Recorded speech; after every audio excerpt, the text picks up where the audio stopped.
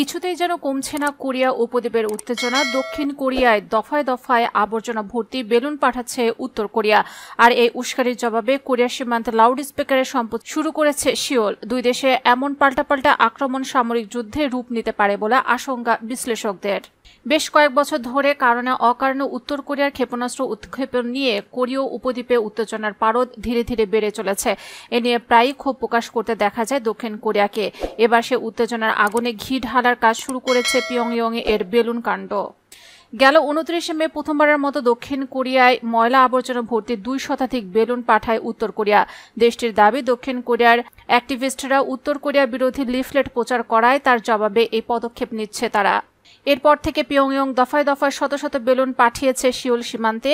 একে তো স্নায়ুযুদ্ধ, এর ওপর উত্তর কোরিয়ার এমন কর্মকাণ্ড যেন সামরিক উত্তেজনাকে উস্কে দিচ্ছে। আবার উত্তর কোরিয়ার এমন উস্কানির জবাব দিতে সম্প্রতি কোরীয় সীমান্তে লাউড স্পিকারে উত্তর কোরিয়া বিরোধী প্রচারণা শুরু করেছে দক্ষিণ কোরিয়া। সিওলের নিরাপত্তা কাউন্সিলের পক্ষ থেকে বলা হয়েছে, এই পদক্ষেপ পিয়ংইয়ং এর শাসকের জন্য অসহনীয় হতে পারে, তবে এতে উত্তর কোরিয়ার সেনা ও জনগণের জন্য আশা ও আলোর বার্তা থাকবে।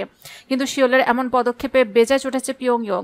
কিম জং উনের বোন কিম ইয়ং জং সীমান্তের লাউড স্পিকারে গুজব ছড়ানো বন্ধ করার জন্য সতর্ক করেছিলেন। এরপর পিয়ংইয়ং 300-টিরও বেশি আবর্জনা ভর্তি বেলুন পাঠিয়ে দেয় সিওল সীমান্তে। হুঁশিয়ারি দেয়, গুজব ছড়ানো বন্ধ না হলে বেলুন পাঠানো বন্ধ হবে না। তবে তা পাত্তা না দিয়ে সীমান্তে লাউড স্পিকারে উত্তর কোরিয়া বিরোধী প্রচারণা চালানো চলমান উত্তেজনাকে আরও বাড়িয়ে দিচ্ছে। এমন পাল্টাপাল্টি পদক্ষেপে দুই দেশের মনস্তান্ত্রিক দ্বন্দ্ব সরাসরি যুদ্ধে রূপ নিতে পারে বলে আশঙ্কা করছেন বিশ্লেষকরা।